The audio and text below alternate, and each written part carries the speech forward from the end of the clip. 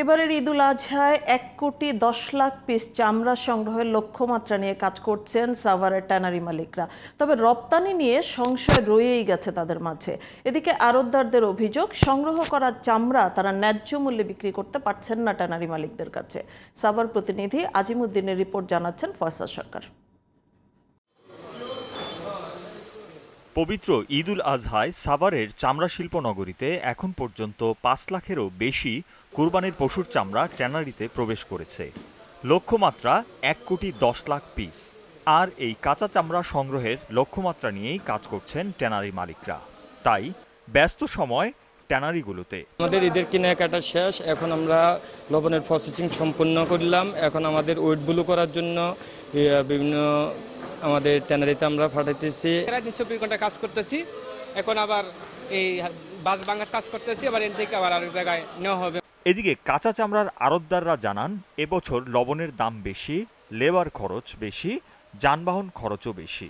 তাদের অভিযোগ, যে মূল্যে তারা চামড়া কিনেছেন সে অনুযায়ী ন্যায্য মূল্যে চামড়া বিক্রি করতে পারছেন না। ট্যানারি মালিকরা তাদেরকে সেই মূল্য দিচ্ছে না। সরকারের দাম অনুযায়ী আমরা কিনি ঠিকই, কিন্তু ট্যানারির কাছে আমরা সঠিক দামে বিক্রি করতে পারি না। কমপ্লায়েন্স শতভাগ নিশ্চিত না হওয়ায় চামড়া খাতের রপ্তানির সম্ভাবনা কাজে লাগাতে পারছে না বলে মনে করেন ট্যানারি মালিকরা।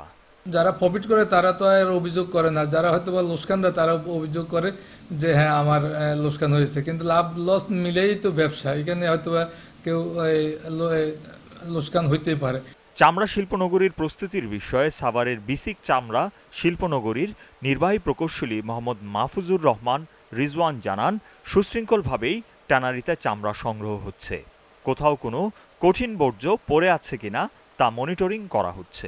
খুব সুশৃঙ্খলভাবেই আমাদের চামড়াগুলি আপনি ঈদের দিন দুপুর 12:50 পর থেকে চামড়া ঢোকা প্রবেশ করা শুরু করে এবং পরবর্তী দিন ভোর 6টা পর্যন্ত আমরা টানা একসাথে আমাদের প্রায় 50 শতাধিক ভলান্টিয়ার, উপজেলা প্রশাসন, জেলা প্রশাসন, বাংলাদেশ ট্যানারি অ্যাসোসিয়েশন, বিএফএলএ সহ সবাই আমরা এখানে কাজ করেছি। ফয়সাল সরকার, জিটিভি নিউজ।